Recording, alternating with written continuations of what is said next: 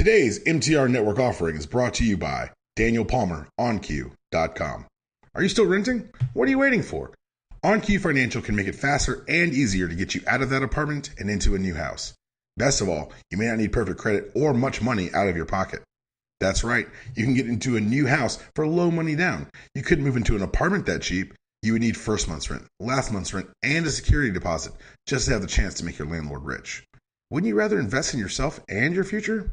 At OnQ Financial, our goal is to go above and beyond to assist in structuring a loan program at a competitive rate with a smooth and seamless experience to help you reach your dream of homeownership. Visit DanielPalmerOnQ.com and find out how to get on the right track to get out of that apartment and into the home your family deserves.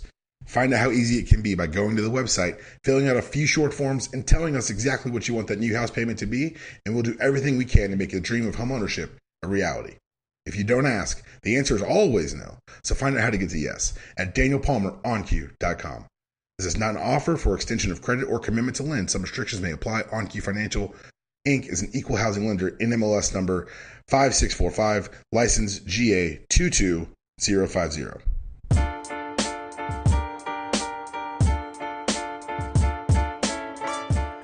Welcome back to the Character Corner podcast with your host Kriss and Dpalm here. We are back in 2019.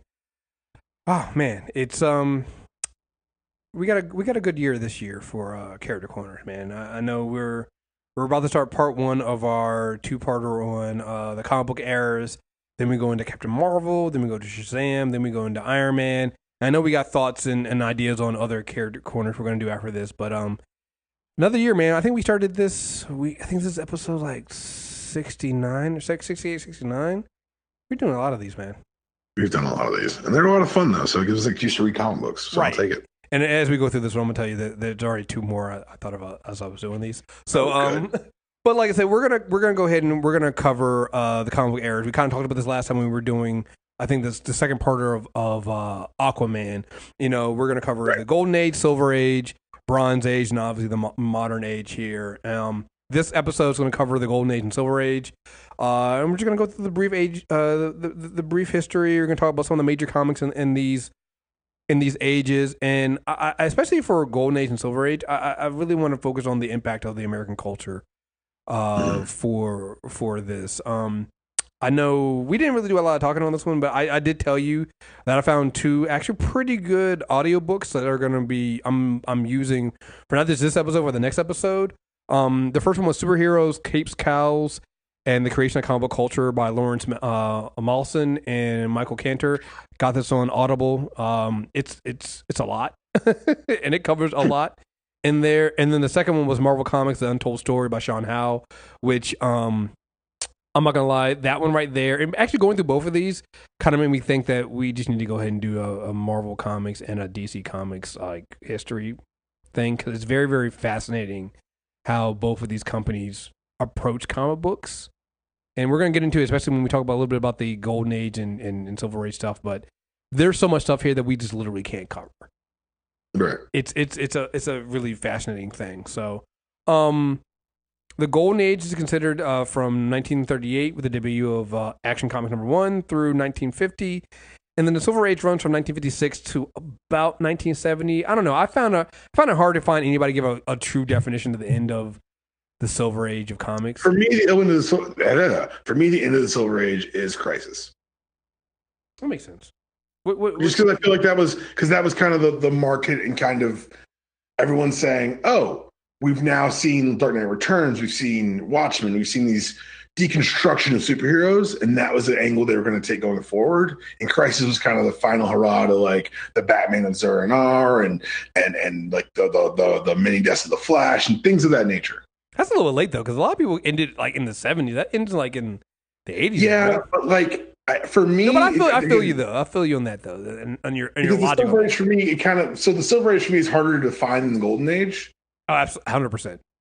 Because of there's such a clear line delineation between gold and silver.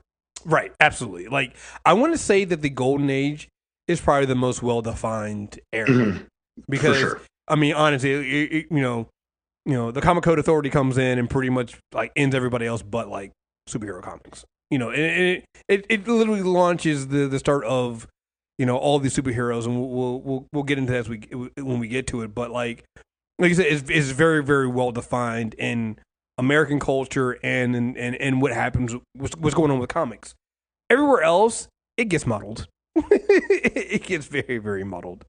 So before we get into the Golden Age stuff, I kind of want to go a little bit pre Golden Age, because we kind of got to talk about how we got to the point of Action Comic number 1. Like we come in and say Action Comics number 1 comes in 1938, and that's the start of the Golden Age. But it's like, how did we get to that point, right? And there's, at this time we had pulp magazines and comic strips. Pulp magazines were basically inexpensive fictional magazines, and you had about 128 pages, and they covered horror, romance, westerns were the big ones. Detective stories were big, and these are the bread and butter. And I think a lot of the characters that came from those, I think sometimes people confuse those with comic book characters, right? You had things like Doc Savage, Kazar, the Phantom Detective, the Shadow, Buck Rogers. But those are the beginning of the archetypes that would feed into superhero comics. Oh, absolutely. You see their DNA everywhere. Right. My favorite one was going through this and looking at some of these, because like I when I read some of these names, I go, oh, well, I thought those were comic book characters, and you find out, oh no, these are characters in pulp magazines that people, young kids got for pennies dimes to read, and not just young kids. I would think some adults too. And this was their narrative stories. My favorite one that I found about, and I didn't know about this, was the Green Llama. And it's the Buddhist Lama is basically a teacher, and he wore green robes and was in a red scarf. And I was like, yo, why have I never heard about this? Apparently, it's not a public domain character. The creator for him maintained the rights and never sold them. Really? Dude, I found it was a weird thing. I was like, what the fuck is the Green Llama? And we're gonna get into this later on when we talk about like some of what happened with some of these characters and some of the negative sides of what happened with some of these creators.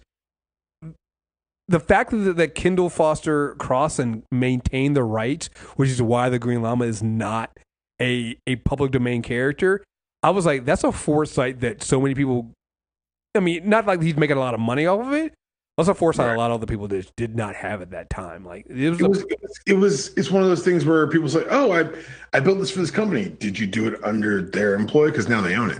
It's people were signing with their rights before realizing the things that they were creating had value. Yeah.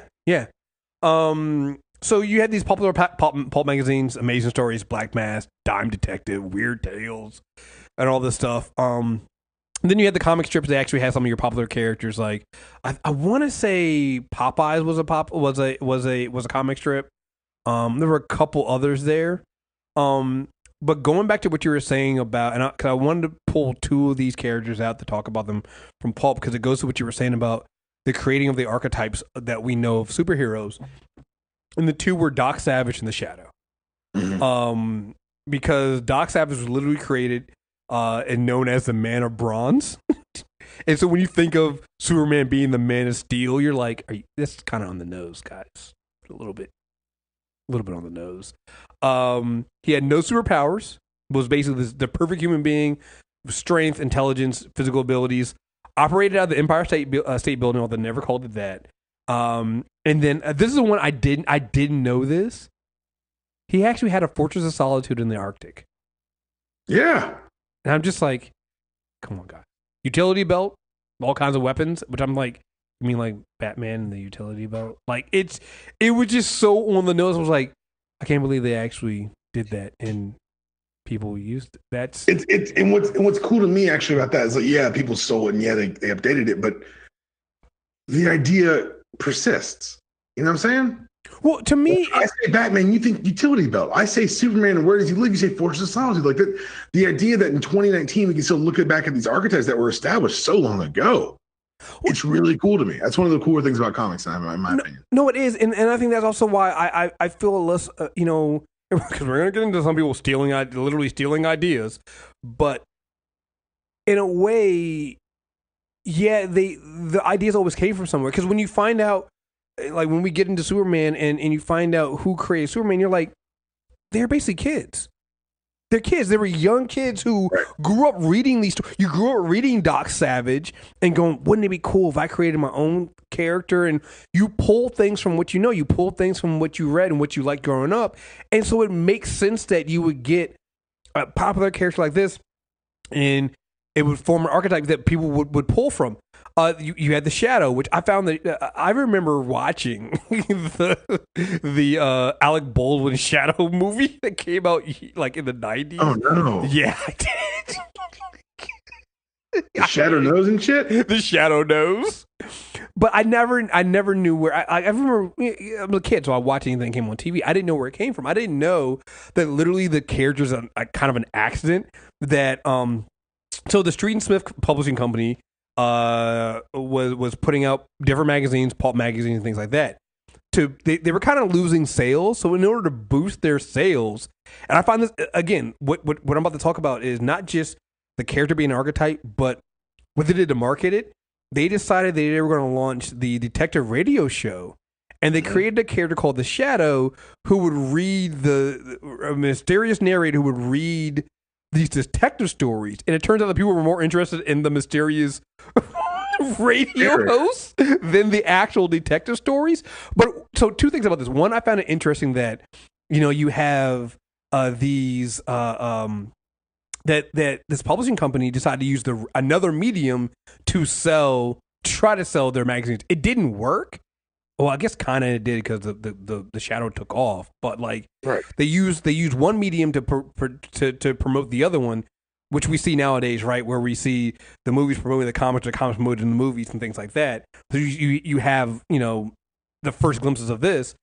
But then you had the Shadow, where, like you said, who knows what evil lurks in the hearts of men? The Shadow knows, and it's this mysterious, dark character. So when you had the Shadow and you had Doc Savage, where Doc Savage literally the light and the epitome of the man of bronze, and he's just this perfect man. And you have this the shirtless adventurer, right? It's you have Superman and Batman, exactly. The early Superman and Batman is Doc Savage and the Shadow, and I just found that completely that makes sense, and it makes sense that you start there and you kind of build out from there. So I think the first comic book, and I don't have the original dimensions of it, but they started making comic books a shorter dimension because these magazines were like 128 pages. So when you get into the comic book format, we're talking, I think they brought it down to like 64. I think they halved it.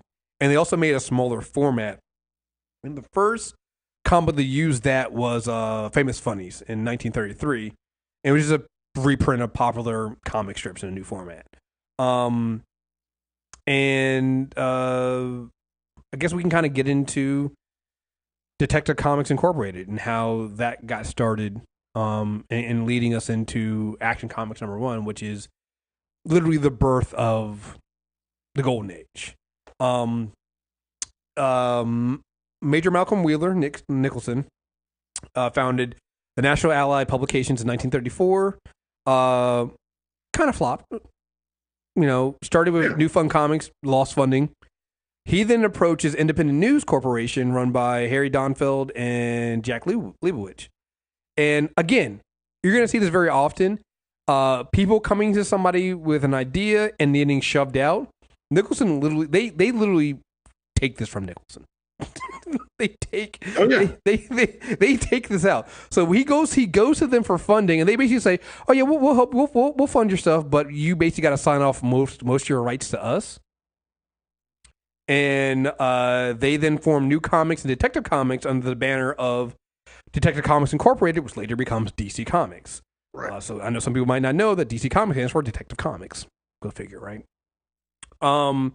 So in 1938, Wheeler-Nicholson got cut out completely, which is weird because it's the same year that Action Comic #1 comes out. And so he literally loses. Strange. Right. It's just weird. It's so strange. Weird how that works. And so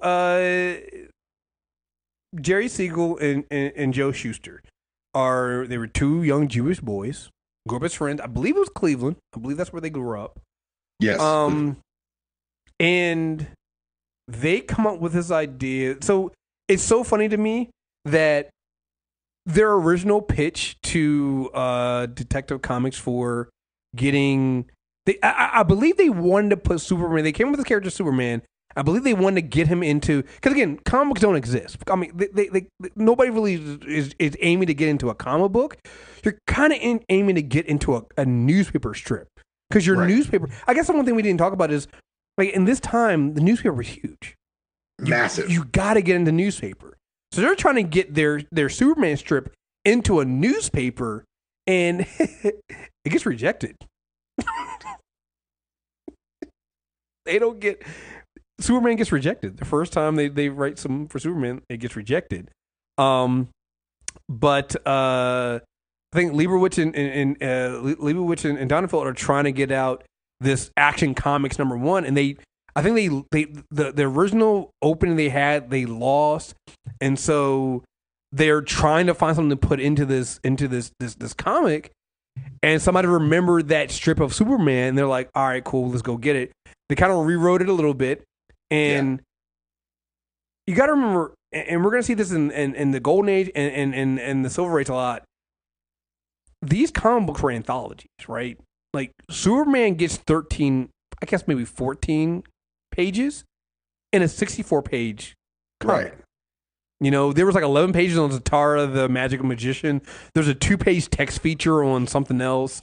Like, Action Comics #1 is 64 pages. Only 13 to 14 of those are Superman. And before we move too far on, I would be remiss if we didn't mention Will Eisner. Oh, yeah. A lot of people are aware of the Eisner Awards are given out at the end of the year for excellent comic books. Will Eisner, so like Chris mentioned, newspapers are huge, but Will Eisner is the first person who said, what if I took these strips and put them in a book and told a longer story? Mm-hmm. And so...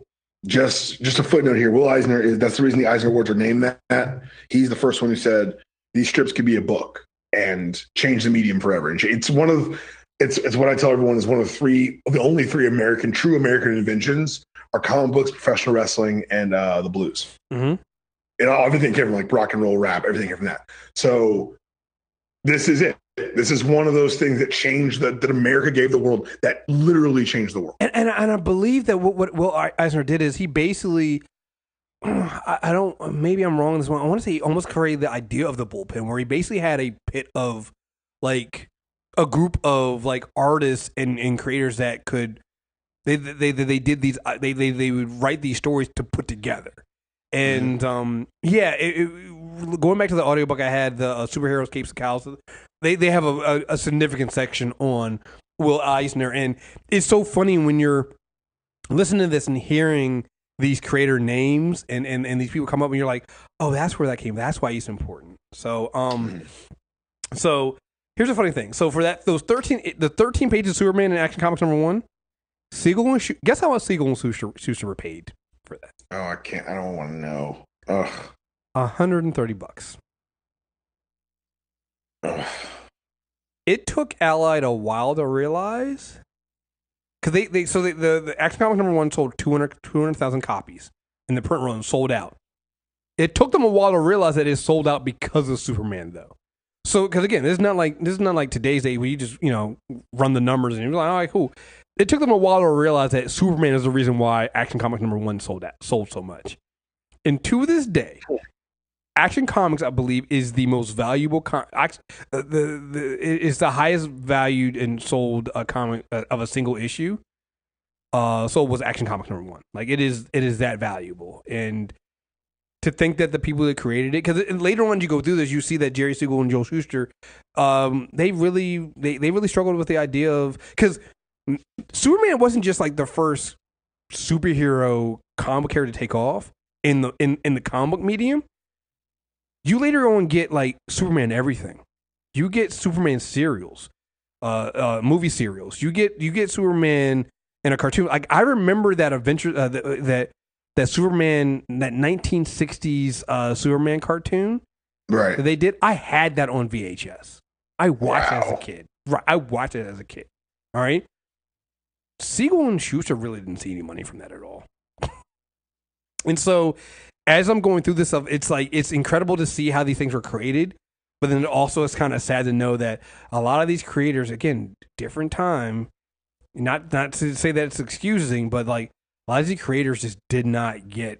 Well, how different is the time now? Because this is interesting. Because I was thinking about this when we were reading this stuff. Excuse me. A lot of the things that you see, like where I bitch about independent books not buying them till they're collected, or being frustrated with that, or when you see like GoFundMe's that don't quite make it, or you see a book start and not finish, the troubles and tribulations you see in publishing now have always existed. Mm-hmm.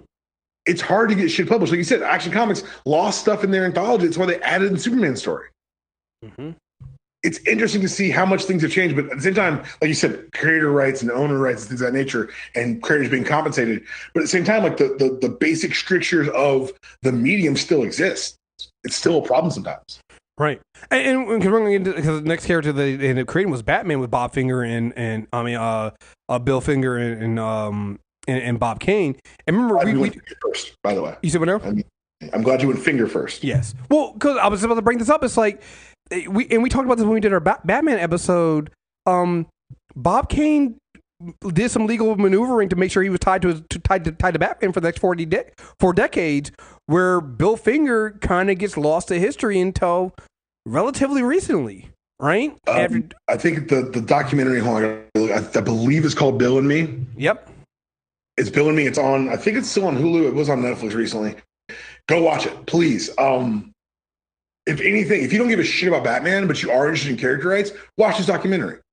If you do give a shit about Batman, you may never say Bob Kane's name again. Yeah, no. It's so. You and I have talked about this before. Like, you know how I feel about this. Mm-hmm. The Bill Finger of it all, like everything you love about Batman was Bill Finger. Yep. The Bob Kane drawing of Batman, everyone's like, "Oh, look what it could have been." That's if Bill never was like, "Those were all bad ideas." Mm-hmm. Robin, Catwoman, Batcave, Batmobile, Alfred, Joker, Bill. Yep. And we're not talking about the pre-comic book era now. Now we're not talking about Action Comics #1. This is proving things to make money. Bob Kane had the wherewithal to say, "Let me box this motherfucker out." Yep. With Detective Comics number 27, and yeah, it's kind of it's really fucked up. So when you see that these are the first two superhero characters out of DC Comics, Detective Comics at this time to take off with Superman on one side, you got Batman. And remember, Superman is created as basically, you get the basic origin of him, and it didn't hit me until later on that I realized this is like, and we'll get more into this in the Silver Age, but like, it makes so much sense to me that DC is, even today, is so Batman and Superman focused, because these are their first two hits, and they just randomly. They're the cornerstone. Yeah, they always go back to them.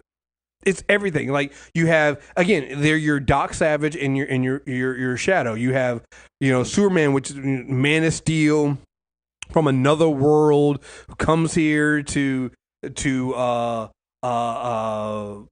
to channel his strength to benefit mankind and be a Superman.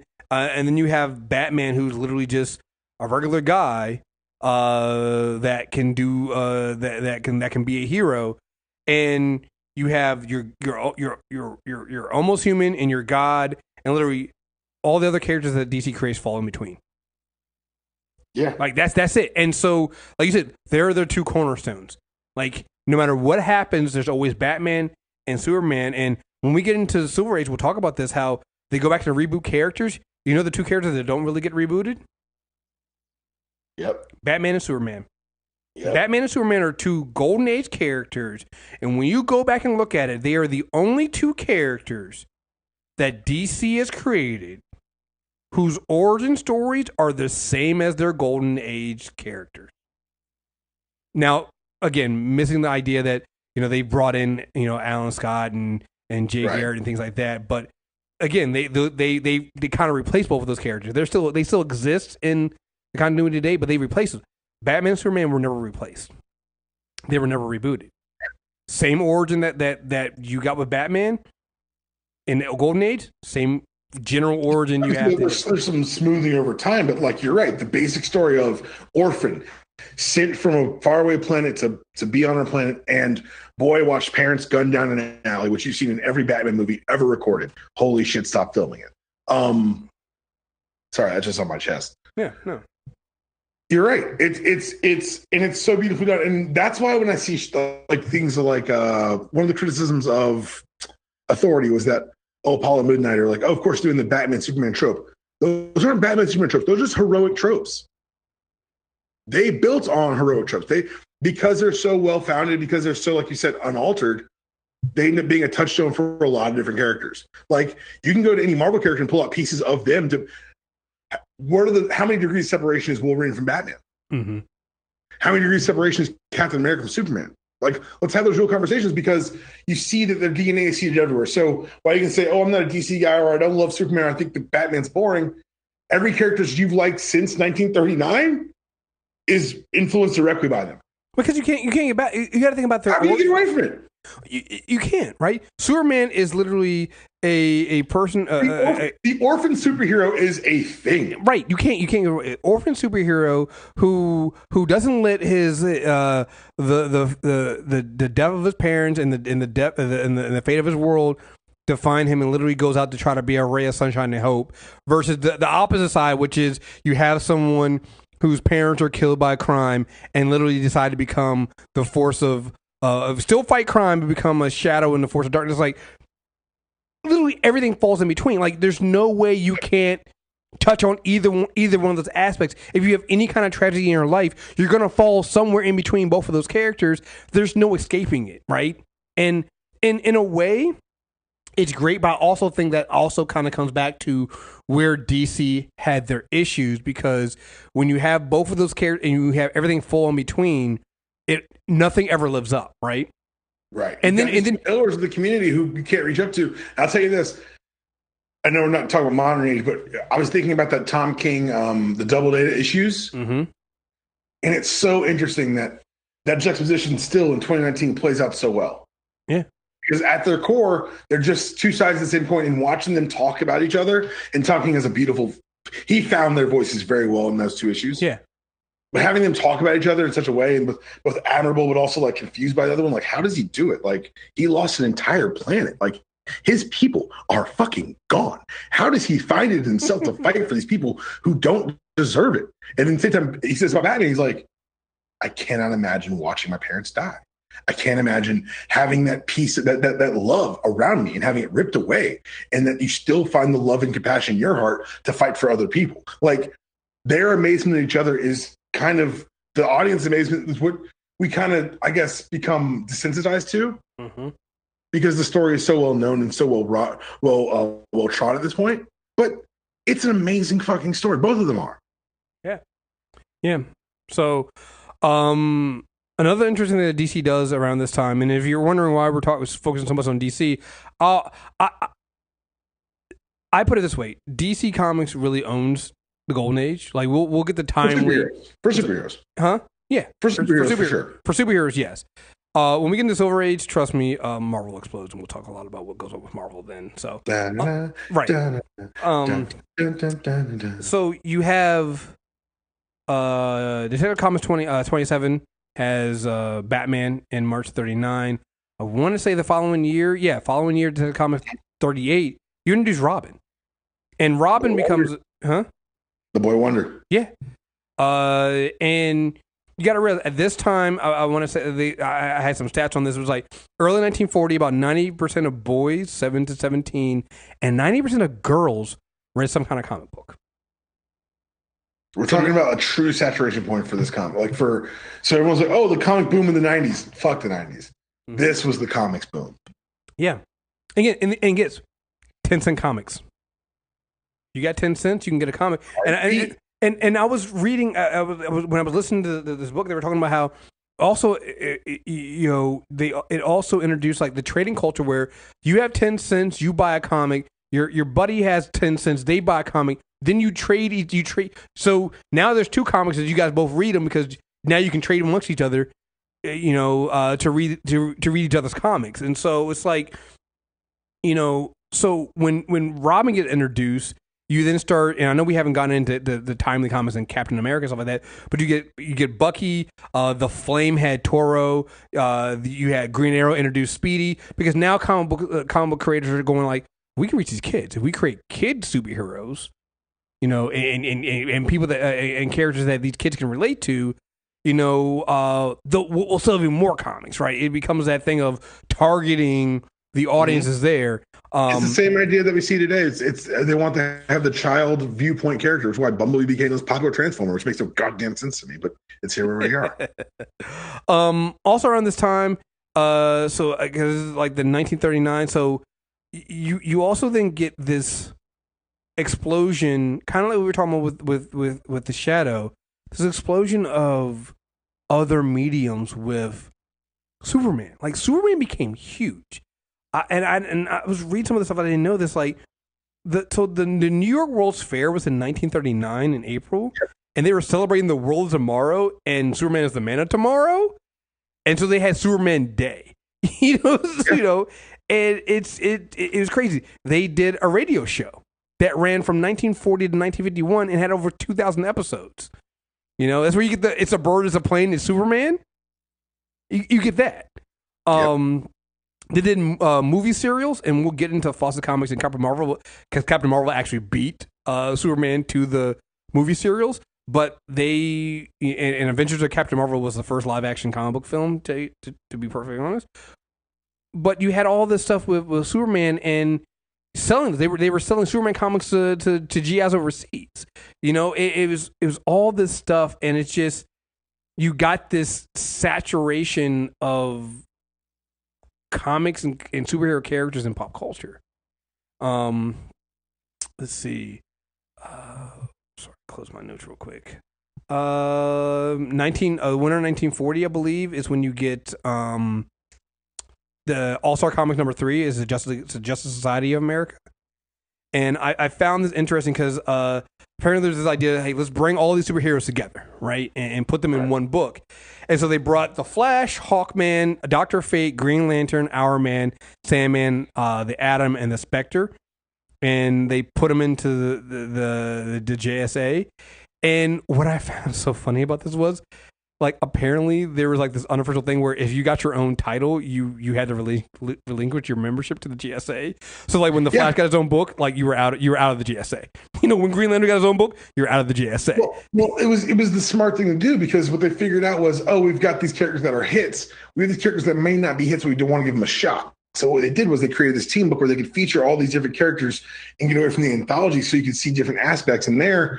While I think it was harder to do market research at the time, you're right. There were people who would say, now we're going to give Hawkman a book for a while. So guess what? Hawkman's not in the JSA anymore. Mm-hmm. And it was almost like, if you want to get like real technical, it was kind of the beginnings of a shared universe. Yeah. Although, when we get to Timely, they definitely did it in Timely.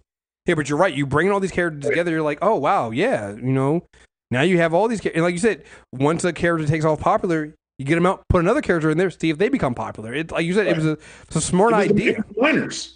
Right. Again, we're talking about the 1940s, so obviously this is World War II. So this introduces, this is where you kind of get your Wonder Woman stuff coming in, because you have, again, I didn't even think about this until I started listening to this book. It's like, you have with World War II, you start having, your men are going overseas to fight the wars. You have more women now entering the workplace at home, because the only people that are left are back home are like women.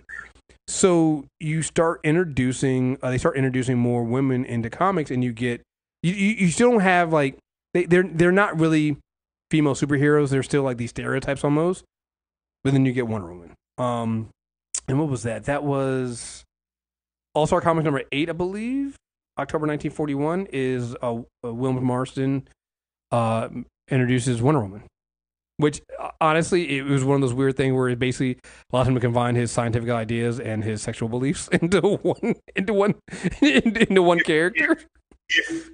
If you enjoy what you do, it's never work. Hey, listen, not even hating, not even hating on him. And so what you get here is from 1938 to the end of 1941, DC took in $2.6 million. Now I know what you're thinking. It's like, oh, $2.6 million, that's not a lot. In 1941 money, so, and I'm not even saying, I'm sorry, not even from 1938 to 1941. In 1941 alone, and at the end of 1941, that year, DC took in $2.6 million. That's $35 million in today's money. Going from, what the fuck is a comic book? What the fuck are superheroes? To 3 years later, bringing in $35 million? It's not a bad deal. Not a bad deal. Not a bad deal. And it lets you know that you found something. You found something that resonates with people, with like you said, youth, with adults. You're sitting now because of the World War II part. You're able to add in the propaganda aspect. So you got them actually fighting Nazis, right? And so, which was I find that kind of weird. Like, so the JSA fought Nazis, did things like like helping war orphans and doing things like that. You know, the two characters didn't though, right? No, nigga. Superman and Batman. Nope. Well, and I found it funny. So apparently, what they did with Superman is they had it so that he was going to sign up for he was going to go to the war as Clark Kent, but his X-ray vision had him reading the wrong eye chart. So literally, Superman couldn't get into the army because he failed the eye exam. But it also goes back to the problem with Superman, right? It's like, well, you can't have Superman in the war because if Superman's in the war, war's over. And so you can't have the war. You can't have the stories like the Nazis have the spear of destiny. Right. So it's like we can't have Superman in the war because honestly, again, remember this is 1941. The war ain't close to being over right now. Mm-mm. So it's like you can't have Superman come in and have your eating the Nazis. Right. So that's how they deal with it. But you're right. Some of the other characters, like the GSA and things like that, kind of did that. And obviously, when we get into Timely and Captain America, obviously. You have that there, but yeah, you couldn't have Batman and Superman pretty much stayed out of it. So Batman's whole thing was, well, let the military handle overseas, and I'll take care of Gotham back home. I'm like, that's a cop out. But it is a cop out, but it's also owes to the timeless nature of this comic. It was so this week Carol Channing died, and I was talking to someone about this, and I was reading an old interview from I forget who it was, but he was talking about Clark Gable because in the 40s people said Clark Gable's the face of the century, and by the 90s, like, who the fuck thinks about Clark Gable? And what's interesting is how timeless Batman and Superman still are. Like, you know what I'm saying? Like, everything's kind of grown and changed around them, but they've been very, and especially Superman, because if you think about Superman's like first stories, he's taking down corporate fat cats. He's very much like he's working for the unions and all that shit. And then it's almost like they saw that this had such legs, they had to depoliticize it. Mm-hmm. They had to do. Well, also part of it's like Superman can't lose to Nazis. Until this war is over, we're not going to put him in the field with Nazis. But you're right. It's striking looking back to see what characters were allowed to dip their toes in. Wonder Woman fought Nazis. Yeah. Just interesting. Yeah. Speaking of interesting, let's take a look. Like, we're going to spend a little bit of time on this because we're definitely going to get more into it in March when we do Shazam. But let's talk a little bit about Fawcett Comics and Captain Marvel. So Fawcett was an interesting company to me because it all these other publishers that were dealing with comics were in New York, and Fawcett was, I want to say, like Kentucky. Yeah. So it was like in the Midwest, and so at this point, everybody's kind of trying to, hey, just make Superman. Like somebody, everybody does Superman. Let's find your own Superman. And so what Bill Parker and CC Beck do is make him like, and it's actually not a bad idea. Make him like Superman, but with the identity of a 11-year-old boy, which I think helped because now you're redeeming that appeal of kids, but all your other kid superheroes at this time or at this point, they're sidekicks. Like they're not heroes in themselves. Like Robin is Batman and Robin. It's Green Arrow and Speedy. Like they're sidekicks. They're like nobody. The kids like is a weird thing of these sidekicks were created to appeal to kids, but like when you really think about it, it's like when you're a kid and you're reading a Batman and Robin comic book, who wants to be Robin when you want to be Batman? That's a good point. Like who wants to be the sidekick? No, I want to be the hero himself. So here when you get Shazam, you have a young boy who literally becomes as strong as Superman, which is literally what every kid wants to be. And it actually became really successful for them. You know, it Captain Marvel sales surpassed Superman, threatened Detective Comics. They end up becoming a whole Marvel family with, I think they went a little far, but there's like Captain Marvel Jr., Mary Marvel, Hoppy the Marvel Bunny. Like this Shazam character corner is going to be a trip, guys. I'm just letting you guys know. I can't decide if I'm showing up for that. It's gonna be a mess. I'm just letting you guys know right now. It's gonna be a mess. The Captain Marvel Club had 400,000 members. 400,000 members. No internets. There's no hotline. There's no website. This is kids reading this book and writing it and sending money to join this fan club. Think about what it would take today to mobilize 400,000 people, sans internet, sans telephone. You couldn't do it.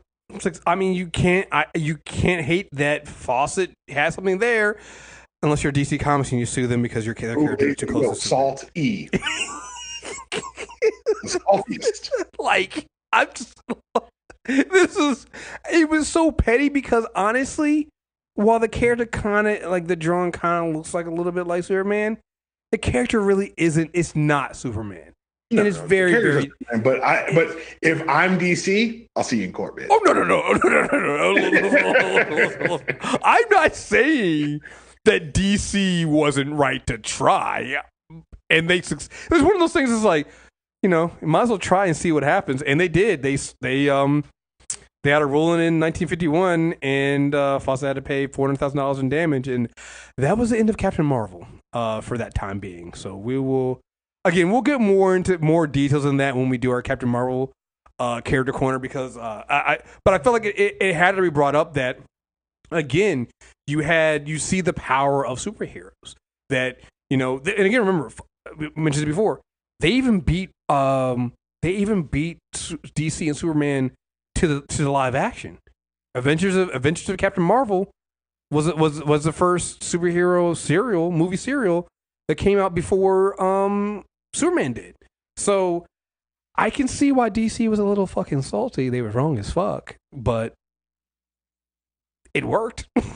Yeah, I mean, look, they won, right? And that's the thing I got to say about a lot of this stuff. Sometimes some of the shit is so shady and going to like, it's shady as fuck, but it did work. This is the beginning of a pattern you'll see with DC, where people they take their inspirations obviously from the most prominent figures in the time, and DC will sue you and then buy you.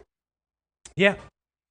And so again, to hammer this home, because it's going to definitely come the difference between Marvel and, when we get into Silver Age, Marvel and DC. DC is really corporate at this point. Like they remember Wheeler-Nicholson went to I believe it was to what was it, National, and that was a corporation, and this was a corporate thing. And when you look at what's happening now, when we see Marvel Studios versus DC Studios in their films, you're like, why does it always feel like WB's in the way, and it feels like so corporate, and they're not able to get what they need to get? It's been like this since the beginning. Not saying that they can't be successful, not saying that they can't make money, but it's a very, very corporate structure. Even under the idea that, like, during the wartime, there's war rationing. DC didn't have to ration. They didn't have to. They had the money. They didn't have to ration they didn't have to give up the 64 pages. Like, other comics and other things were given up the 64 pages because they had to ration them. They didn't have to do that. They didn't do that. And 1 out of 4 magazines shipped to servicemen were comic books. 25 million copies sold during this time. So we've been kind of avoiding. Let's talk a little bit about, so in the golden age, let's talk a little about Timely Comics. Let's do it. Martin Goodman was, I believe, the publisher of Timely Comics. And Timely, we go from Timely to Atlas to Marvel. And if you're wondering, like, the times and when the name changes, it was so unceremoniously when they changed their name. It's ridiculous. Their first character was the Human Torch. It was basically both. The Human Torch and Namor the Submariner both debuted. So I technically Namor was first because Namor, created by Bill, I believe it was Bill Everett in April of 1939, it was for Motion Picture Funnies, which is supposed to be a comic that basically they hand out for free to kids at movie theaters. They end up not doing the comic, so Namor was created then, but ended up getting rolled into Marvel Comics #1 with the Human Torch in their own little separate stories. He was a mutant son of a human sea captain and princess of Atlantis. If that sounds something very familiar that we covered very recently, he was an anti-hero, kind of an asshole too. The Human Torch was a humanoid android created in a lab. Took the name John Hammond. And the first issue of that was kind of horror, and there's a lot of horror elements to all these comics, not just timely comics, but all these comics, because horror and sci-fi and detective comics, and detective stories are the things that sold in pulp magazines. So it's clearly that they would lean on that kind of stuff. Android, first issue was basically him having hard time controlling his powers. Both of these characters debut in Marvel Comics #1 in October 1939. What I found interesting is that the difference between what they did with these two characters, just these two characters alone, in the Human Torch and Namor, compared to what DC did with Batman and Superman, is these you get the start of this idea that Marvel, in this time timely, is taking that world outside your window view. Because the Human Torch and Namor, they weren't in some nameless city. They operated out of New York. They named New York. Namor would jump into the Hudson River. The Human Torch, his alter ego was a fucking cop, an NYPD officer. Right. And what they end up doing is, this also then becomes not only this world outside your window, but it then also becomes this real unified universe, because at one point in the stories, Namor ends up dealing with this woman who is also works with or is dating the Human Torch, and you get this issue where you have the Human Torch and Namor fighting, and then they work together later on. So now you've had this combined thing, and it's not what DC was doing. They weren't. You saw this slow buildup of, hey, both of these characters are in New York. Are they not going to meet? And it was unheard of at the time, because every now and then you did get Superman here in an issue and share a cover with Batman, but they were still kind of in their own world. Here you really have this idea of a unified comic book universe, and it's just very interesting to me when you go back and look at this and read how they came about with these characters, and how both what eventually becomes Marvel and what you have as Detective Comics, DC Comics, how they both took two different approaches, and how it's so similar to today. It just is. So those were the first two characters for timely comics in the Golden Age. Then you get Joe Simon, and then he brings in this young man named Jacob Kurtzberg, who, it took me a while to realize it was Jack Kirby. I was like, yo, I know this. I know, because the way, again, I like these audiobooks. So the way the audiobooks are set with, the way they were reading this, that you was like, yo, why did he mention this motherfucker? Like, he was kind of I think he was like kind of like a thug. Was it? I can't remember. Was it Joe Simon? Jack Kirby. They said Jack Kirby, like, what's your feeling of Nazis? Punch him in the fucking face, like Jack Kirby. Well, I think I can't remember if it was Joe Simon or if it was Jack Kirby. One of them was like in a gang, like in a little. I don't want to say it was Jack. It just sounds like something Jack Kirby. It feels like a Jack Kirby. It feels like a Jack Kirby story. Like he's literally in a gang growing up where they were like, yeah, every now and then I was like kind of just stay on the corner and beat up kids. I'm like, yo, is this in your? You getting that? Are you serious right now? Are we doing that? So, there were during this time, there were other publishers going on. And one of them was like, MLJ, then later becomes Archie Comics. And they had this character called the Shield. And so, Joe Simon comes up with this idea for Captain America, kind of based off of the idea of this character called the Shield. And he says, I wrote the name Super American at the bottom of the page. And then he goes, nope, that didn't work. There are too many supers around because you do have a lot of, everybody's going with Superman, super this, super that. So he decided like Captain America sounds like a good sound to it. And there weren't a lot of captains in comics. And the boy companion was simply named Bucky. And after my friend Bucky Pearson started our high school basketball team. Captain America was born, drawn by Jack Kirby. And it's... Man. He punches Hitler. Superman wasn't allowed in war. Batman stayed in Gotham. Captain America is a direct product of war. Yeah. The cover was dated. So we're doing the rewatches of the Marvel movies for Between Two Palms. And Susan watched Captain America again. And she was like, because we were both sick in different rooms this past weekend, but she was like, I forgot how great this was. Mm-hmm. And I rewatched it. And I'm reminded why it's my, probably, not to this day, my favorite, but especially phase one. Oh, far and away my favorite Marvel movie, because it proves you could just do a Superman movie. You can do an earnest, good person movie. And the beauty of the early Marvel movies is they really capture those characters. And like if you watch, so I'll refresh my head, but Thor and Iron Man are very much transitionary tales. They tell you how this one person becomes a better person. Mm-hmm. Cap's the same. Yeah, no, he is. Yeah. The cool thing about Cap is I don't like bullies. And he's stronger. Is like I still don't fucking like bullies. And so he's just a kid from Brooklyn. Yeah. He's a kid from Brooklyn, and it didn't make him an orphan from the stars or a rich kid whose parents were going down. It was a kid from Brooklyn who wanted to help. That's all he wanted to do was help. And I think it's a product of the courage of the time saying, like you said with the super thing, a lot of supers, they've got to zig where others are zagging. And it paid off because like you can get all in your feelings about how you feel about the symbol of Captain America, what they've done in some of the stories. Captain America is, to me, to this day, the purest superhero story. He's a man who wanted to do good, who was given a chance to do more good and said, yes, please. Captain America #1. Captain America Comics #1. There it is. Debuted December 20th, 1940, a year before the attack on Pearl Harbor, but a full year into World War II. What I found interesting about this, though, is that because the cover shows him punching Hitler in the face. The cover sold nearly 1 million copies.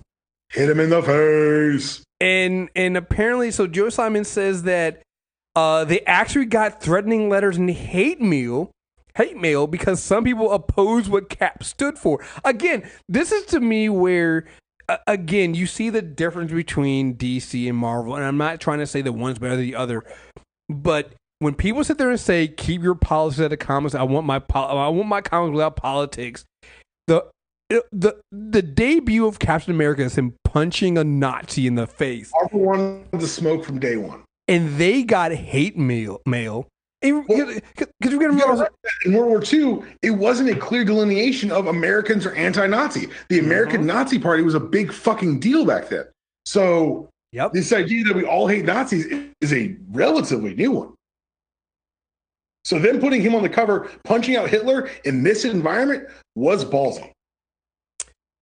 They were menacing groups outside.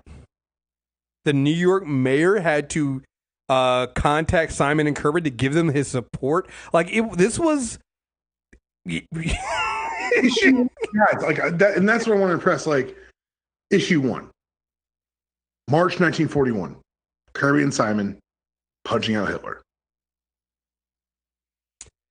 Around this time, shortly after this, you have Jean Goodman, Martin Goodman's wife.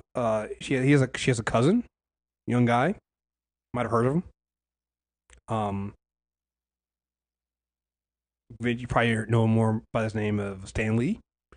Shows up to become a sensitive, timely editor, Joe Simon, because Joe Simon becomes an editor.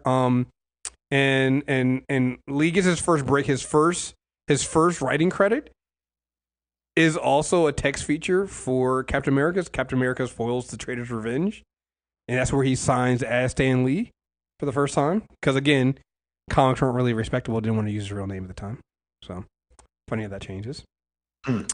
Captain America, Human Torch, and Submariner get put in the same book. The All Winter Squad, which I'm just like, come on, guys. DC had better branding. I'm sorry. When it comes to that, they had better branding. Again, DC has some of the other characters. We're not going to go into all the different characters they create at this time. And Marvel's is nobody touching DC at this point. They're not. Like, yes, Captain America has sold 1 million copies, but it was really just him. Like, there was nobody really else. And when the war ends, what are you doing? And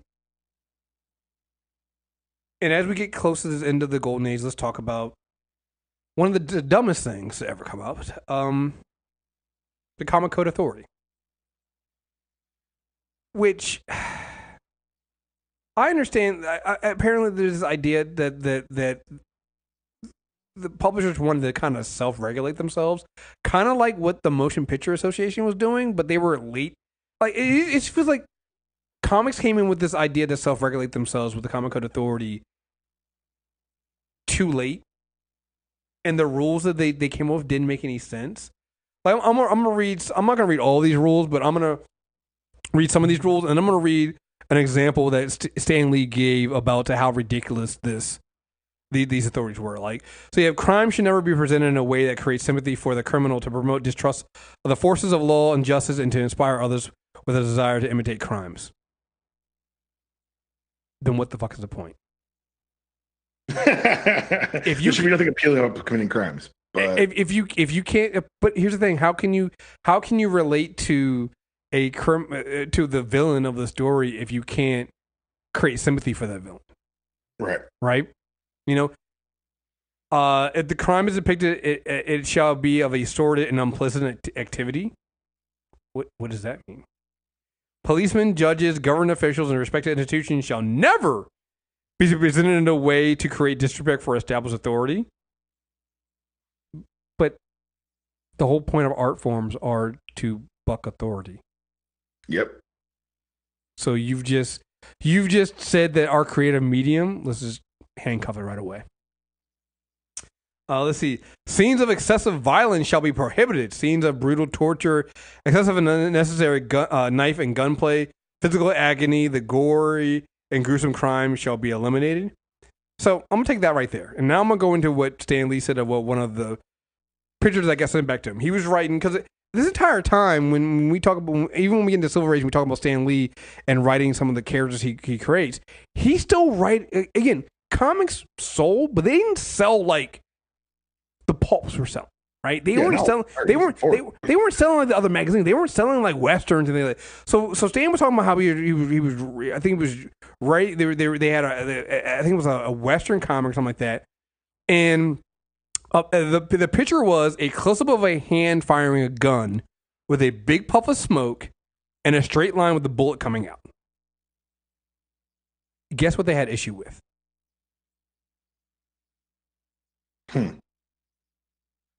The puff of smoke was too big.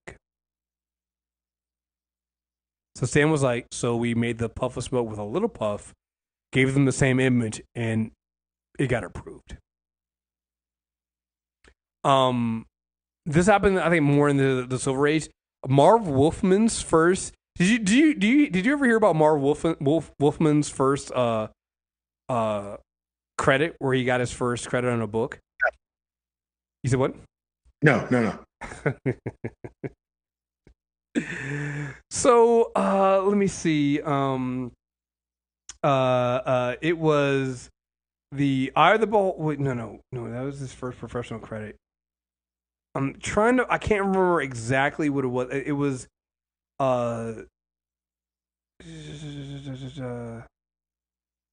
trying to forget. They don't have it on Wikipedia. I heard it in the book. But long story short is, so his name is Marv Wolfman. Apparently, you can't. One of the things you couldn't do is show like certain monsters, and the Comic Code Authority had a problem with it being Wolfman because they thought it was actually like a Wolfman, like an actual like horror Wolfman.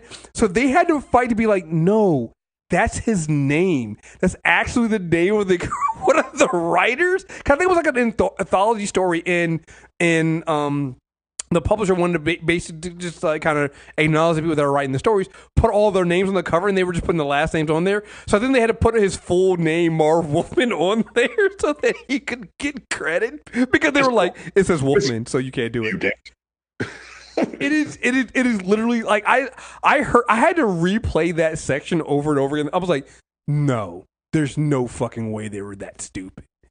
So yeah, because one of the things is here, scenes dealing with or instruments associated with The Walking Dead, torture, vampires or vampirism, ghouls, cannibalism, or werewolfism is prohibited.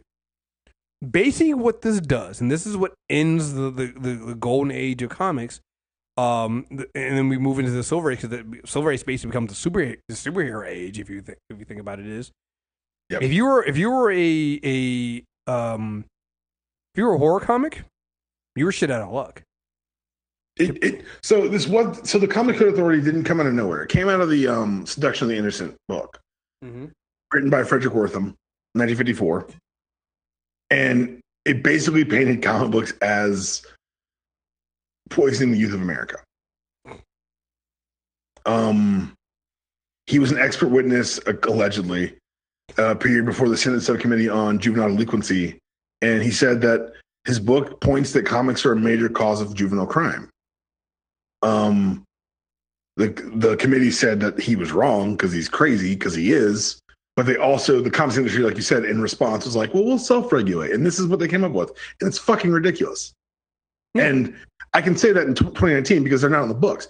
Go through your back issues. They all have that seal. Mm-hmm. All of them. Because they had to. Yeah. You get things. I mean, it ended. Some people was like, oh, I'm out. I'm no longer writing. Like Harvey Kurtzman was writing, ended up making Mag Magazine, and I found this funny because later on, Mad starts satirizing superheroes, and it's basically his way of getting back, because the Comic Code Authority kind of ran him out of comics, because it's like you're making it hard for we can't write. How can we deal with this? So you go from this golden age, the end of the golden age, to now you're into the Silver Age, because the only comics that are really left that can really do anything are superheroes. You can tell superhero stories to kind of get around some of this Comic Code Authority and the keeping it clean, but it's all full of shit. Like it's. But it's also interesting because once again, comics have been told what they can't do, and then they evolve in another direction. I think that the resiliency of the medium is pretty. You're right. The takeaway from this, like, you're right. A lot of things got stymied. A lot of good comics got canceled. A lot of good creators got ran out of the industry. But the industry's resilience and ability to continue telling stories is a feather in the cap of comic books. Oh yeah, they found ways around it. So getting into Silver Age now. DC first, and again, the more and more I look at this, the more and more I'm understanding. As times change, more things stay the same. DC's answer to everything they do nowadays was to do what? Reboot. I'm going through this. I'm like, I don't understand why I never understood this. Like, they come back in and they're like, okay, we need to focus on superheroes. What are we going to do? Let's reboot. Let's create a new Flash called Barry Allen. So they go back to Carmine Infantino, who I believe was the creators for the original Flash for Jay Garrett. Say, hey, we're gonna bring back the Flash. I want you to come and help us bring back the Flash. They come up with Barry Allen and completely changed the origin, new character. When that becomes, go ahead. This is also getting into the timeline. This is also during the space race. So the zeitgeist is kind of obsessed with science. So a lot of those pulpy stories are being updated with more and more science background. You get, obviously, the Flash is the perfect, in my opinion, the perfect superhero costume. But also, like, Green Lantern went from a guy with a magic ring to a space cop. Yeah. It was them reflecting the universe around them to create these stories that would be larger than life.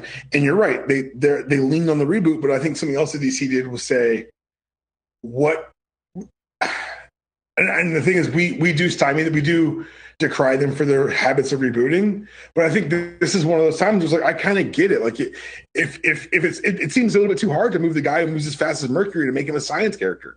So just reboot it, because in their minds, like you said, it's so corporate. It's not about the storytelling. It's about the next product on the shelves. And I don't know if you're reading the new Young Justice series by Brian Michael Bendis, but there dropped some hints in there where a character references the 7 reboots of this universe. I was like, oh shit, are we gonna have a conversation?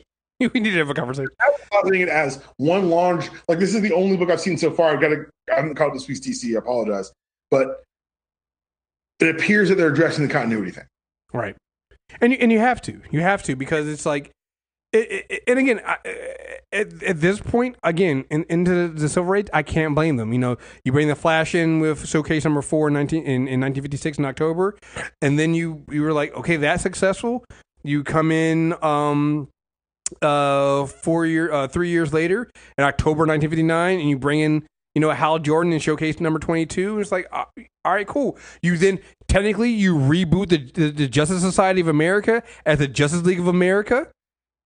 You know, and the Brave and the Bold in 1960, it's like, you can't blame them. Then you do this thing where in Flash 123, which we talked about before, the Flash of Two Worlds, where you then bring in the original Flash. Right. So now you have the original Flash, and you're like, oh, he's from Earth 2. And you're like, wow, you have this idea of this multiverse. Like, I can't blame DC at this point. It's like, you gotta come up with a new era. And I think that nowadays we look back at it and go, you lean too heavily on that. Right.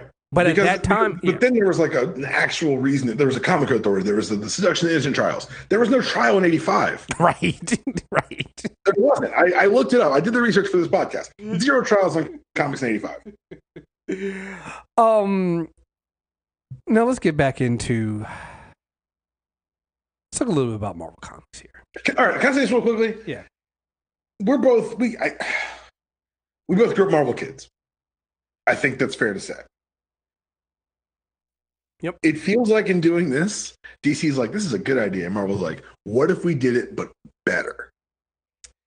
Because that's what the Silver Age feels like. The Silver Age for me was that was the turning point for me and Marvel and DC. Like, DC had the icons of the Golden Age. But the Silver Age, when you said, oh, let's base it in some more reality and let's play on the scientific leanings of today, it's harder to do that in Keystone and Central City. Well, it's hard to do that in Metropolis and Gotham. It's a hell of a lot easier to say New York City, Queens, teenager, bitten at a science experiment. Yeah, and I also want to say that this is one of those examples of a caged animal's most dangerous. Exactly. We see this in Marvel's case a lot of times, too. Absolutely. I mean, when you go back and look at what they did with their movies, you're like, oh, so you guys do your best when you're under pressure and are about to lose everything. It cannot be understated. Because we're going to get into a little bit. We're about to get into super Stan Lee territory here. And I will say this. Look, different time, different ages. Stan Lee might not have always done the right thing with some other creators and might have been a little bit of an asshole. But this is like the Michael Jordan of comics here, because he literally takes Marvel Comics and put it on his back. Yeah, Michael Jordan's the best basketball player of all time. He also punched Steve Kerr in the face. Right? Like we can both can be true. And both are true. So what we have here is Martin Goodman, again, is, you know, leading Marvel at this time. Now Marvel, it's called Marvel Comics. And he's pushing monsters of another world and sci-fi books. And Stan Lee is upset. Stan Lee's done. At this point, it's literally Stan Lee and almost nobody else over at Marvel Comics. It's Stan Lee became, like, there's a whole thing in the book. It talks about how at one point it was Jack Kirby, I think Joe Simon, and they were at one point they were moonlighting. They were working at Marvel, but they were also moonlighting at DC. And then they got caught, and they think that I think it was Joe Simon thought it was Stan Lee that ratted them out, and so they're gone. So now Joe Simon and Jack Kirby are gone. Stan Lee becomes an editor over at Marvel Comics is like 18, So you have this young man who's doing this. There's no bullpen. Because we're going to talk about this when we talk about the bullpen bulletins, when Stanley's talking about the bullpen of writers, there's no bullpen. There's nobody there. It's literally it's Stan, some cigarettes, and an empty fucking room, all right? And so he's ready to quit. His wife tells him, it's like, listen, if you're going to go out, do one book your way, the way you want to do it. Fuck Martin Goodman. Do one book. He reached out to Jack Kirby. And just because how do you do this? How do you sit there and be told you got one chance and you just knock it out of the park with the fucking Fantastic Four?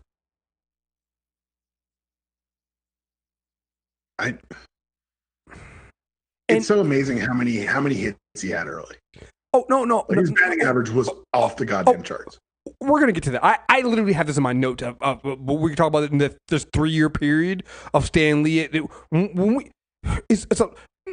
I'll go into it right now. In a 3-year period from when he goes from November 1961 with the Fantastic Four, we're going to kind of go into these a little bit later here. But let me just run down. This is the top 10. The top 10 in this 3 years, all right?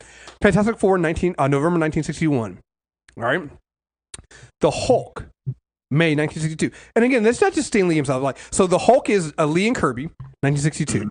Spider-Man, Lee and Steve Ditko, Amazing Fantasy 15, August 1962. Thor, Stan Lee, his brother Larry Lieber, and Jack Kirby, Journey into Mystery in 83, August 1962. Ant-Man, Tales of the Astonished, number 35, September 1962, Stan Lee, his brother, and Kirby. All right? Iron Man, Tales of Suspense, 1939, March 63. Stan Lieber, Don Heck, and Jack Kirby. Daredevil number 1, April 1964, Stan Lee and Bill Everett. Doctor Strange, Stan Lee, Steve Ditko, Strange Tales 110, July 1963. The X-Men, Stan Lee, Jack Kirby, X-Men number 1, September 1963. The Avengers, Stan Lee, Jack Kirby, 1963. 3-year period. And that's the top 10 right there from Stan Lee.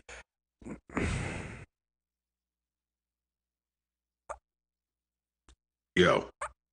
What are you doing? How do Your you... faith could never. And again, just have to say that, hey, Kirby, Ditko, all these people have just as much hands in creating these individual characters here. But the underlying person that's always there in each one of these is Stan Lee.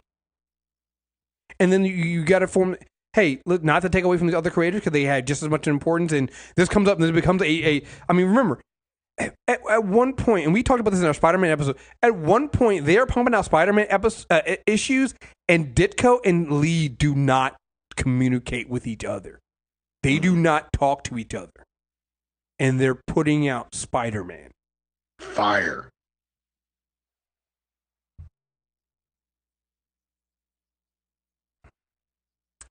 September 1961 is when the Fantastic Four was created. So I think the cover date is probably November. It was actually created in September 1961.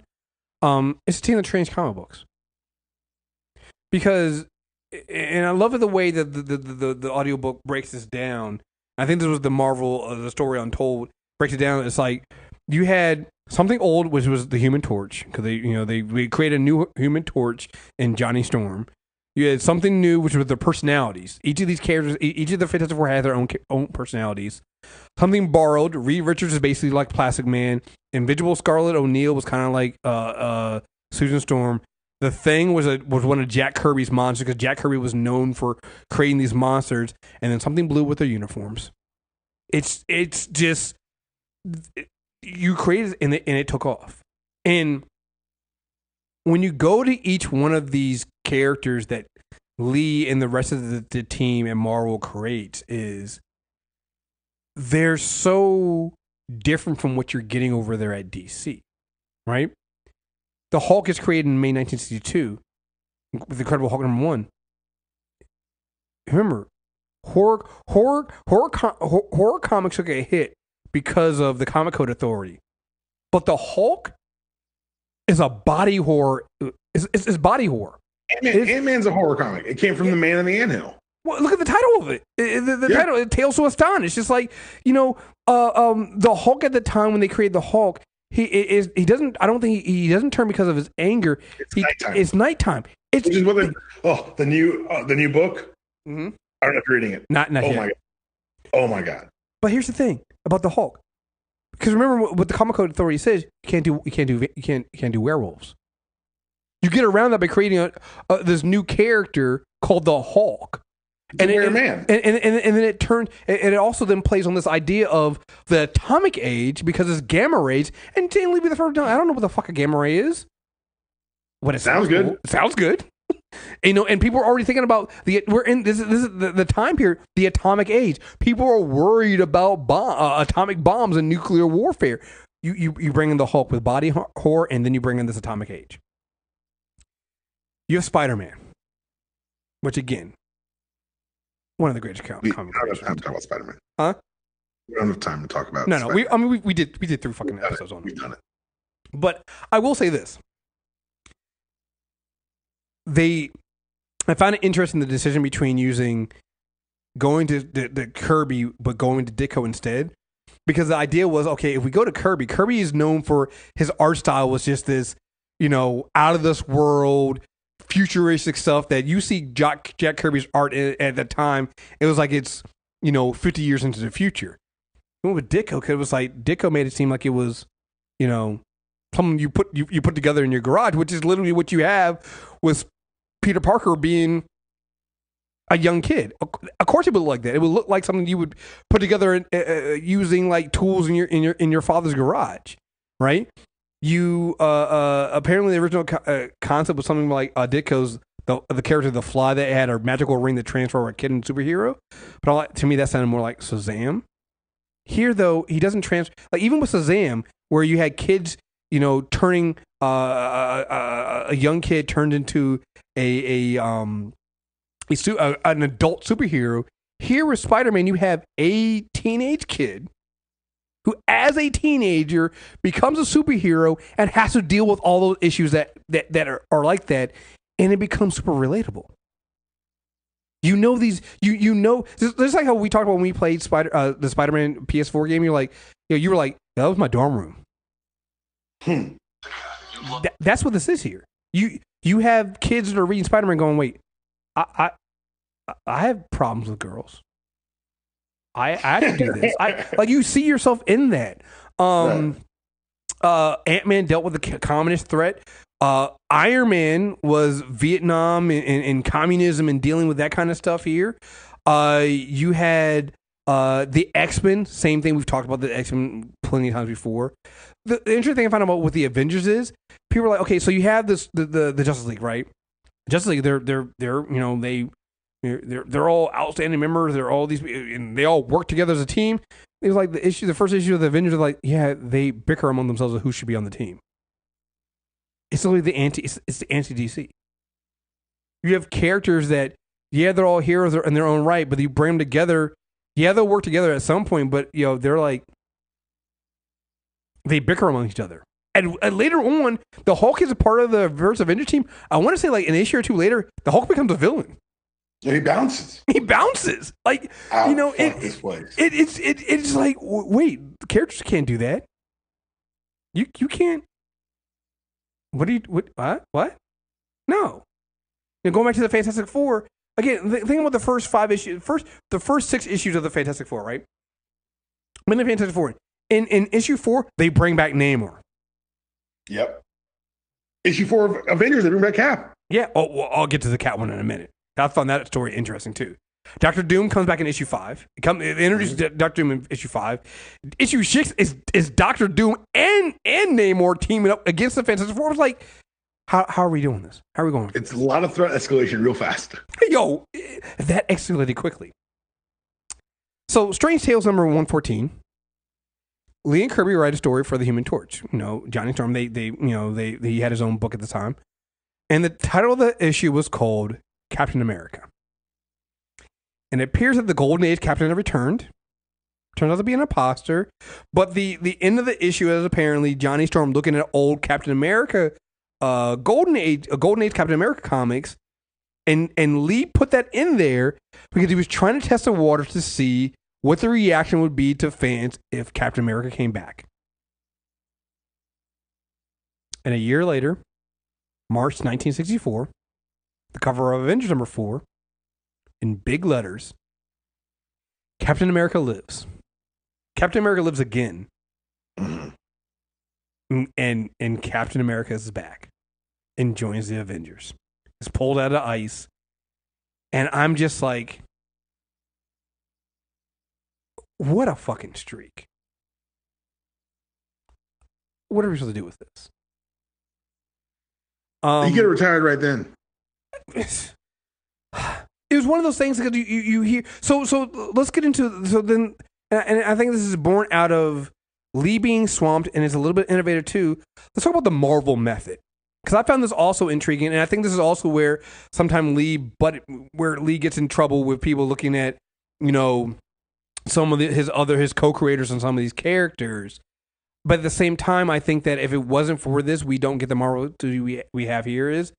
And the Marvel method was basically, he would meet with the artist, give them an overall summary of what he wanted to happen in the comic, and the artist would take that and then draw the comic however they wanted.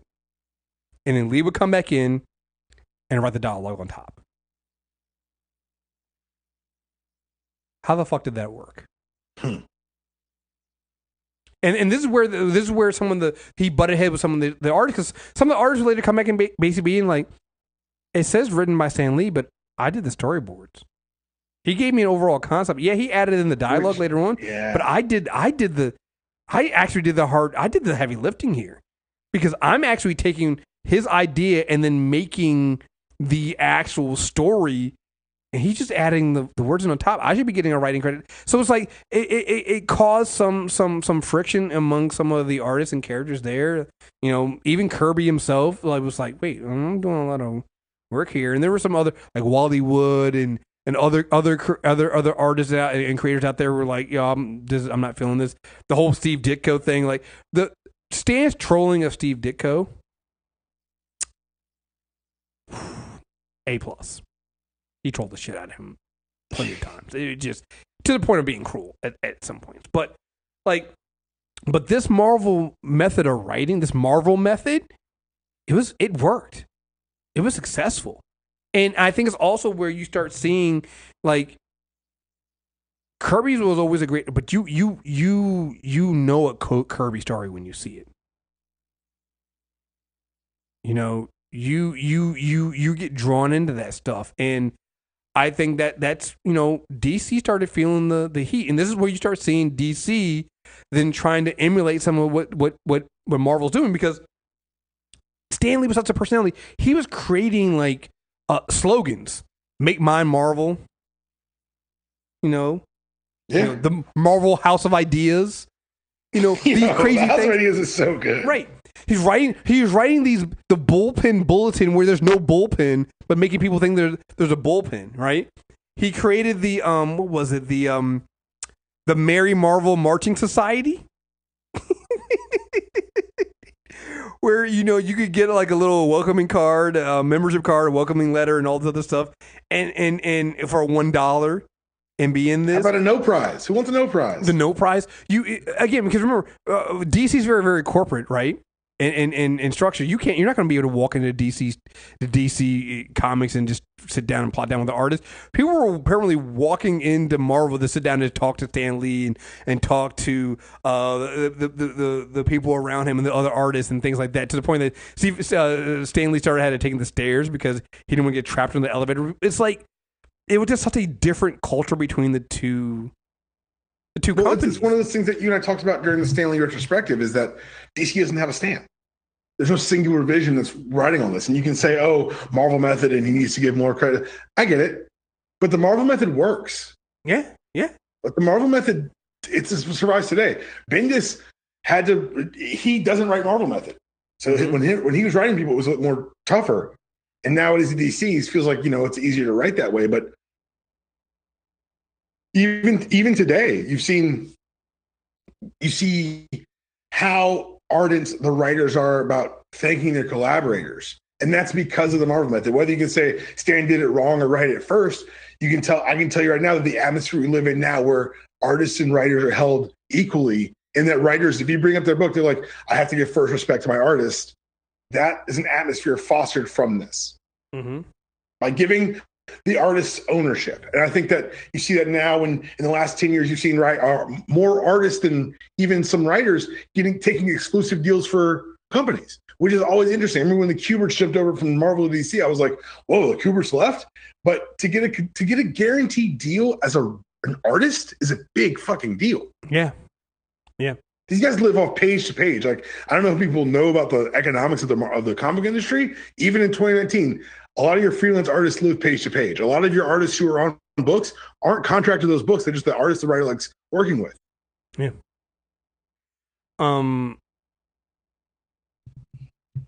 You had you had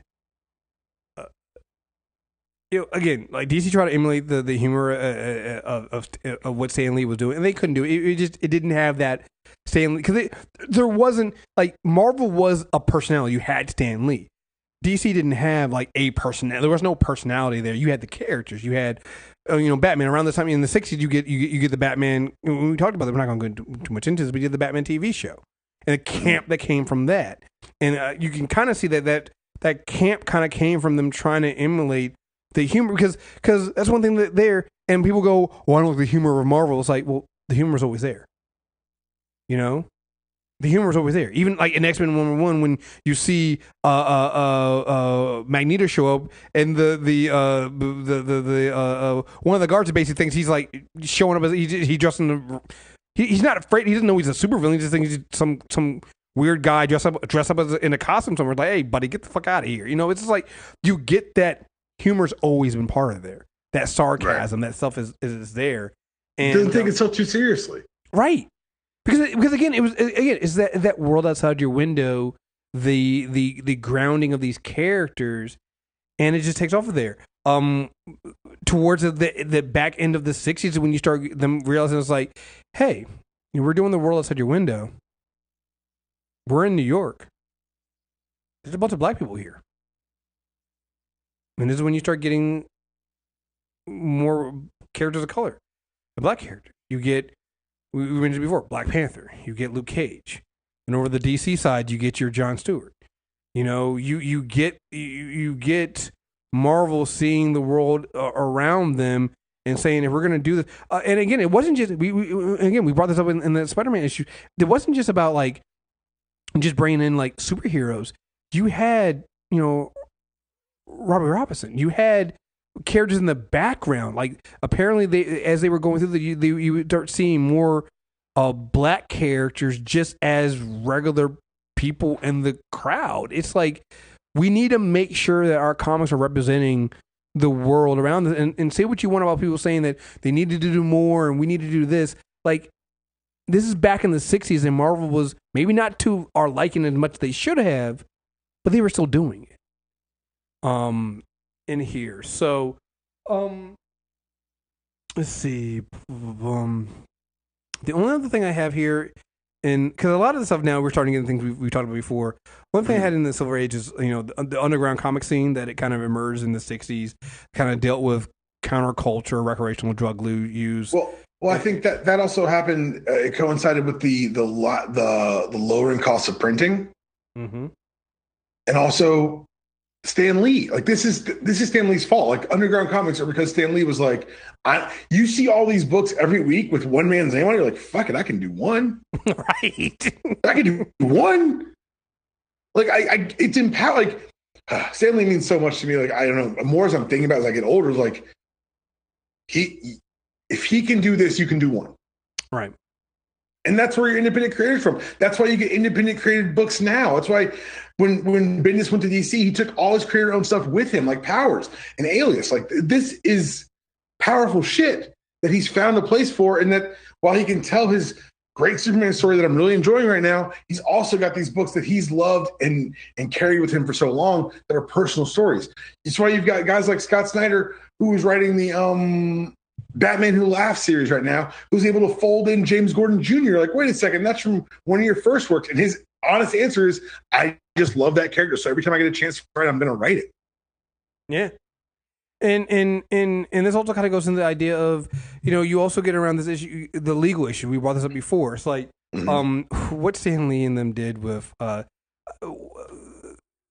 Human Torch, the original Human Torch, was it Bill Everett? I don't remember off the top of my head. I think so. Yeah, let me see. No, I'm sorry. Yeah, no, wait. Human Torch 1. No, Carl Burgos. It wasn't Bill Everett. What he does at Carl Burgos, where at this point, some creators are seeing that comics are taking off. And they're seeing that their creations are getting into pop culture and they're not making any money off. And so Marvel took the idea of the Human Torch and they recreated a new Human Torch. So Carl's like, I'm gonna try to claim a copyright. He lost it. Well, no, he didn't lose it. What Marvel did was they created a basic issue where it's the Human Torch versus Human Torch, and they killed all his character. And I'm just like, you guys are some asshole. Jerry Siegel was trying to do the same thing with Superman to try to get something. Because again, at this point, Superman's still taking off and has gotten all this stuff, and none of these creators are seeing any of this stuff. So you at this time, and again, we see it today, where creators trying to get credit for their work because there's a lot of money changing hands, and it's not touching any of theirs. So yeah. Is there anything else major you want to talk about in the silver? I know you go all the way to the just because I've created my own mental sliding time scale. Like my eras don't fit the conventional eras because I think 85 to 2020 is a long fucking time. Yeah. But this is the natural stopping point. You're right. This is 70s about where the Silver Age stops. You're right. Right. So we'll get into the Bronze Age, which kind of goes from 70 to 85, and like you said, there really should probably be, and we'll talk about this when we talk about the next time, how we break up them. I'd be interested to hear your thoughts on how to break up that modern age, because I'm like, I would take it from 85 to the comic collapse of 97. Well, no, what I'm saying is, like, we're going to cover the entire thing just in the shows, but I'm trying to figure out, like, what do we call that next age? Because you're right. I feel like there was a collapse in comics, and then there was a resurgence because of, I want to say movies. You and I have called it this. You and I have said it before. It's the new golden age. Because you're right. The variety and the breadth and the depth of these stories. Yeah, that's true. Like, I'll have that argument. I'll have that conversation that we're living in a new golden age, if not for distribution, but for quality of story. No, you're absolutely right. That's a good point. I can't wait to have that conversation next week. It's gonna be fun. Next week. So you guys have we covered the Golden Age and Silver Age. We actually did pretty good on time too. We did about 90 minutes. So let us know what you guys think. If you guys like this, like I said, I definitely would love to, because I've been finding so many fascinating things about, particularly Marvel. And I think it's just because I think the reason why it was so fascinating for me with Marvel is because, and not to say there are fascinating things that happen over at DC, but just Marvel became that cult of personality around Stan Lee. It was Stan ship. Because it literally, I'm listening to this book and I'm just going, he really did put it on his back and carry Marvel Studios. Like, this is incredible in how this happened. So maybe at some point we'll break down further into these characters, but I'm pretty satisfied with how we did this episode and how it worked out. So let you guys know. Make sure you guys subscribe. Tell your friends. I know Dpalm has some stuff he wants to plug. Yep. UDPod obviously is back out. We're going to have Between Two Palms dropping on the 25th. I got very sick, so the 18th didn't happen for us. My mea culpa. And our first ever MTR Monthly Mortgage Minute will be dropping on Tuesday after MLK Day. So you guys have it, guys. Sanity Check coming back this weekend. We got a lot of stuff. Also, the Super Tuesday recaps are back. So just stay tuned. 2019, we were back, and it's going to be a fun year. It's going to be a fun year. So, again, thank you guys very much for listening. Until next time, we're out of here. Peace.